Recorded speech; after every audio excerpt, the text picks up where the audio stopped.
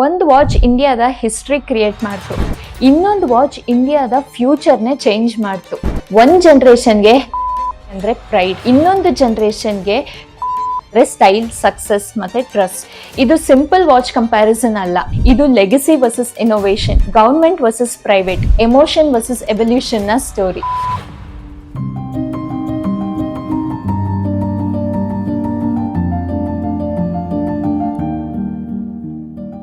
Hi dudes, welcome back to my channel the review room by Lakshmira. ಇವತ್ತು ನಾವು ಮಾತಾಡಕ್ ಹೋಗ್ತಿರೋದು ಇಂಡಿಯಾದ ಮೋಸ್ಟ್ ಐಕಾನಿಕ್ ವಾಚ್ ರೈವಲ್ರಿ ಬಗ್ಗೆ, HMT ವರ್ಸಸ್ ಟೈಟನ್. ಒಂದು ಟೈಮಲ್ಲಿ HMT ವಾಚ್ ತಗೋಬೇಕು ಅಂದ್ರೆ ತಿಂಗ್ಳಾನ್ಗಟ್ಲೆ ವೆಯ್ಟ್ ಮಾಡಬೇಕಿತ್ತು. HMT ವಾಚ್ ಹಾಕಿದ್ರೆ ಅದೊಂಥರ ಸ್ಟೇಟಸ್ ಸಿಂಬಲ್ ಅಂತ ಕನ್ಸಿಡರ್ ಮಾಡ್ತಾ ಇದ್ರು. ನಮ್ಮ ಅಪ್ಪ ಅಜ್ಜ ಇವ್ರ ಜನರೇಷನ್ಗೆಲ್ಲ HMT ಅಂದ್ರೆ ಏನೋ ಒಂದು ಎಮೋಷನ್. ಆದ್ರೆ ಇವತ್ತು ಮಾರ್ಕೆಟ್ ಅಲ್ಲಿ ಎಲ್ಲಿ ನೋಡಿದ್ರು ಬರೀ ಟೈಟನ್ ಸ್ಟೋರ್ಸ್, ಟೈಟನ್ ನ collections, smart watches, premium brands ಗಳೇ ಇದೆ. HMT ಆಲ್ಮೋಸ್ಟ್ ತುಂಬಾನೇ ಕಡಿಮೆ ಆಗೋಗಿದೆ, ಇನ್ಫ್ಯಾಕ್ಟ್ ಡಿಸಪಿಯರೇ ಆಗೋಗಿದೆ. ಹಾಗಿದ್ರೆ ಈ ಚೇಂಜ್ ಹೇಗಾಯ್ತು?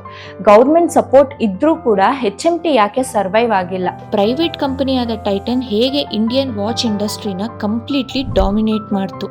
ಇವತ್ತು ಇದರ ಕಂಪ್ಲೀಟ್ ಜರ್ನಿನ ನೋಡೋಣ.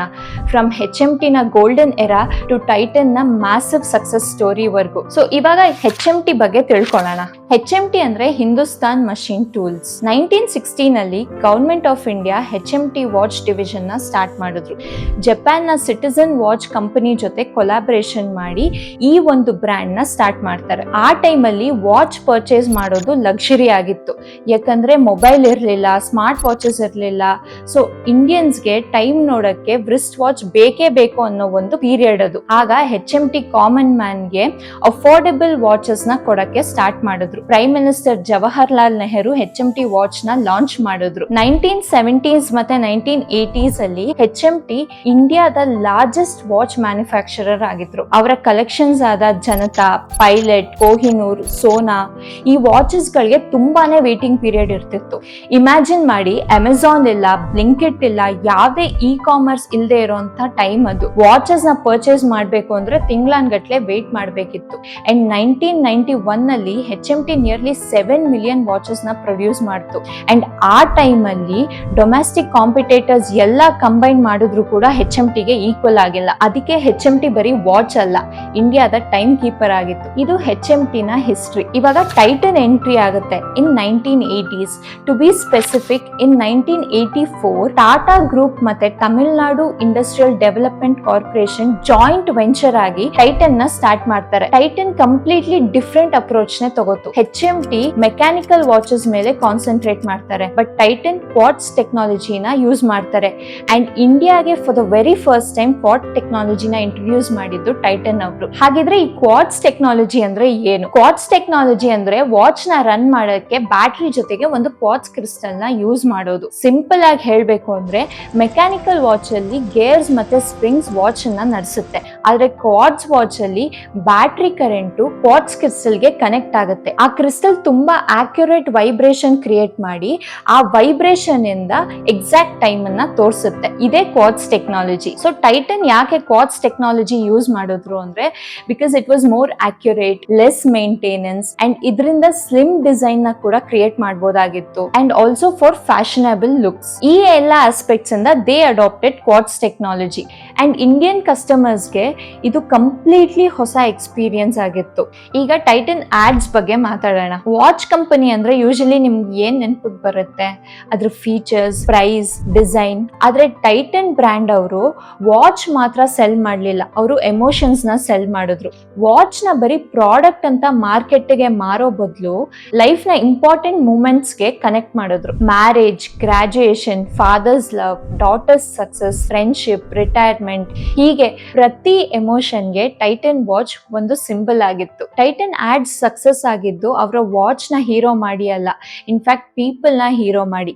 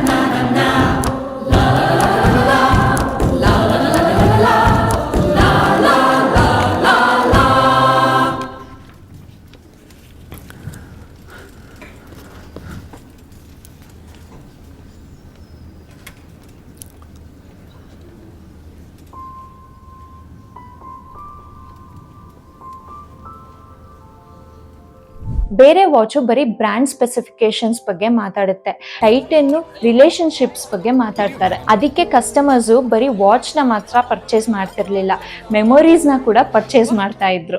ದ ಐಕಾನಿಕ್ ಟೈಟನ್ ಟ್ಯೂನ್ ಯಾರಿಗ್ ಗೊತ್ತಿಲ್ಲ ಹೇಳಿ? ಇಂಡಿಯಾಲಿ ಆಲ್ಮೋಸ್ಟ್ ಎಲ್ಲಾ ಜನರೇಷನ್ಗೂ ಈ ಟ್ಯೂನ್ ತುಂಬಾನೇ ಫೆಮಿಲಿಯರ್ ಇದೆ. ಮಾರ್ಕೆಟಿಂಗ್ ಪರ್ಸ್ಪೆಕ್ಟಿವ್ ಇಂದ ನೋಡಿದ್ರೆ ಇದು ಬ್ರ್ಯಾಂಡ್ ರೀಕಾಲ್ ನ ನೆಕ್ಸ್ಟ್ ಲೆವೆಲ್ಗೆ ತಗೊಂಡ್ ಹೋಗಿದೆ. ಟೈಟನ್ ಆಡ್ಸ್ ವಾಚ್ ಇಂಡಸ್ಟ್ರಿ ಮೇಲ್ ಮಾತ್ರ ಅಲ್ಲ, ಇಂಡಿಯನ್ ಅಡ್ವರ್ಟೈಸಿಂಗ್ ಮೇಲೇನೆ ಇಂಪ್ಯಾಕ್ಟ್ ಮಾಡ್ತು.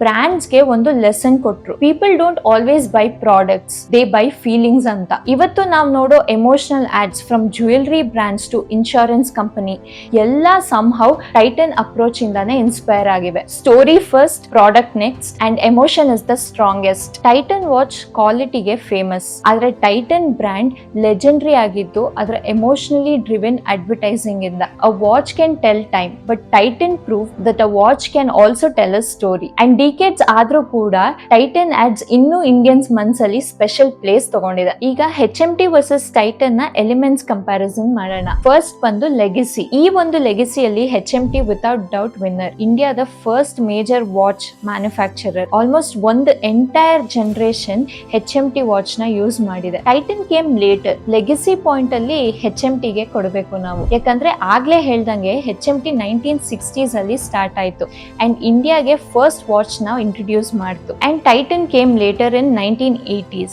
ಸೊ ಈ ಒಂದು ಆಸ್ಪೆಕ್ಟ್ ನೋಡಿದ್ರೆ HMT ನೇ ವಿನ್ನರ್. ಸೆಕೆಂಡ್ ಬಂದು ಇನೋವೇಷನ್. ಇಲ್ಲಿ tighten is the clear winner, ಯಾಕಂದ್ರೆ ಇವರು ಕ್ವಾಡ್ಸ್ ರೆವಲ್ಯೂಷನ್ ನ ಇಂಡಿಯಾಗೆ ಇಂಟ್ರೊಡ್ಯೂಸ್ ಮಾಡಿದ್ರು. ಟೈಟನ್ ನ stylish designs, retail showrooms, fashion focused watches market ನ ಕಂಪ್ಲೀಟ್ಲಿ ಚೇಂಜ್ ಮಾಡ್ತು.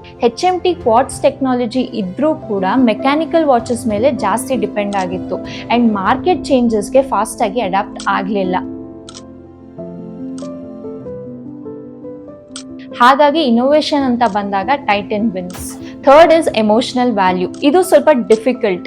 ಈಗ ನಮ್ಮ ಅಪ್ಪ ಅಥವಾ ನಮ್ಮ ಅಜ್ಜ ವಾಚ್ ಕಲೆಕ್ಷನ್ಸ್ ನ ನೋಡಿದ್ರೆ ಜಾಸ್ತಿ ಅವ್ರ ಹತ್ರ HMT ಇರುತ್ತೆ, ಬಟ್ ಟೈಟನ್ ಅಂತ ನೋಡಿದ್ರೆ ಅದು ಇನ್ನೊಂದ್ ತರ ರೆವಲ್ಯೂಷನ್ ನ ಕ್ರಿಯೇಟ್ ಮಾಡ್ತು. ಸೊ ಎರಡೂ ಬ್ರ್ಯಾಂಡು ಎಮೋಷನಲ್ ಕನೆಕ್ಷನ್ ಕ್ರಿಯೇಟ್ ಮಾಡಿದೆ.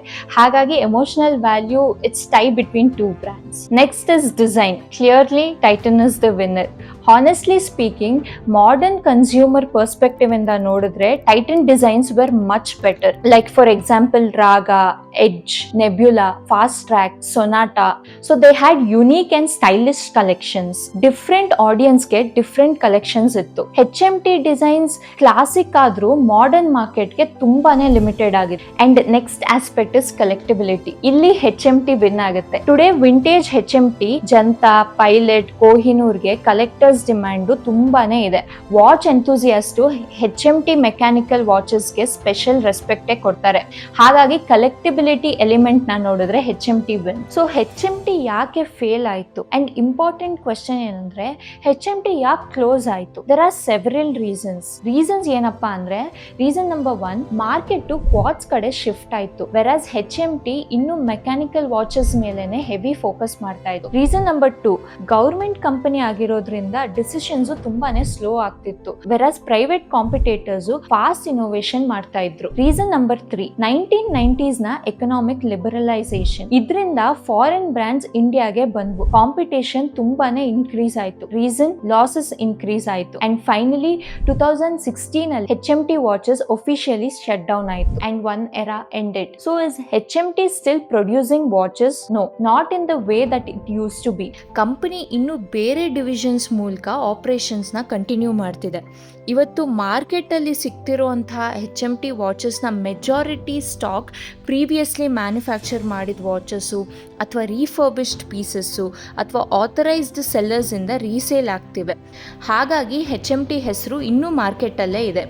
ಆದರೆ ಅದರ original large scale production completely stop ಆಗಿದೆ. So where is Titan today? Meanwhile, Titan huge success ಆಯ್ತು. Today Titan is India's largest watch brand. Global level ಅಲ್ಲಿ top watch manufacturers ಅಲ್ಲಿ ಒಂದು Titan ಆಗಿದೆ. Titan watch business ಜೊತೆಗೆ Tanishq, Titan eye plus, Fastrack ಹೀಗೆ ಒಂದು complete lifestyle ಕಂಪನಿನ build ಮಾಡಿದೆ. ರೀಸೆಂಟ್ ರಿಪೋರ್ಟ್ಸ್ ಪ್ರಕಾರ Titan watch division revenue thousands of crores ನ ರೀಚ್ ಮಾಡಿದೆ. ಮತ್ತೆ ಪ್ರೀಮಿಯಂ ವಾಚ್ ಸೆಗ್ಮೆಂಟ್ ಅಲ್ಲಿ ಫಾಸ್ಟ್ ಗ್ರೋ ಆಗ್ತಾ ಇದೆ. ಸೊ ಫೈನಲ್ ವರ್ಡಿಕ್ಟ್, ವಿನ್ನರ್ ಯಾರು? If you ask me, who built the Indian watch culture? Answer is HMT. Because without HMT India ಅಲ್ಲಿ watch industry foundation ಇರ್ತಾ ಇರಲಿಲ್ಲ. And if you ask who transformed Indian watch industry? Answer is Titan. Titan modernized the market, introduced quartz revolution and made watches aspirational. So ನನ್ನ verdict, legacy champion is HMT, collector's choice is HMT, innovation champion Titan, modern consumer's choice Titan. Overall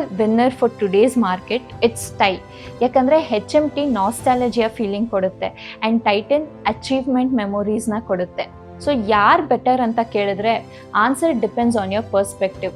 ಹಾರ್ಟಿಂದ choose ಮಾಡಿದ್ರೆ HMT and ಮೈಂಡಿಂದ choose ಮಾಡಿದ್ರೆ Titan. ನಿಮ್ಮ ಹತ್ರ HMT ಇದೆಯಾ ಅಥವಾ Titan ವಾಚ್ನ use ಮಾಡಿದ್ದೀರಾ? ಕಮೆಂಟ್ ಸೆಕ್ಷನ್ ಅಲ್ಲಿ ಹೇಳಿ. ವಿಡಿಯೋ ಇಷ್ಟ ಆಗಿದ್ರೆ ಲೈಕ್ ಮಾಡಿ, ಶೇರ್ ಮಾಡಿ ಅಂಡ್ ಸಬ್ಸ್ಕ್ರೈಬ್ ಮಾಡಿಲ್ಲ ಅಂದ್ರೆ ಈಗಲೇ ಸಬ್ಸ್ಕ್ರೈಬ್ ಮಾಡಿ. See you in the next review. ಅಲ್ಲಿವರೆಗೂ ನನ್ನ ಚಾನಲ್ನ ಸಪೋರ್ಟ್ ಮಾಡ್ತಾ ಇರಿ. Thank you for watching.